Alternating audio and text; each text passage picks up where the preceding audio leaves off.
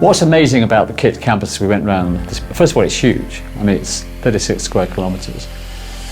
What is amazing is how swiftly and quickly that university has developed. You think about how long it's taken the universities in England to develop, hundreds of years, Oxford and Cambridge. But even the modern universities were developed in the 1950s and 60s. This was developed from the 1990s, and it's as if it's been there for 30, 40, 50 years. It's astonishing.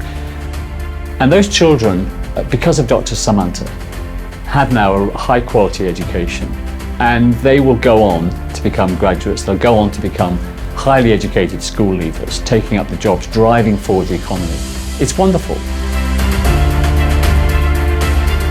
You can't have a strong economy, you can't generate the kind of growth that India wants without educated people. And this one institution in 36 square kilometres is just making a huge contribution to the wealth of this state and therefore to India.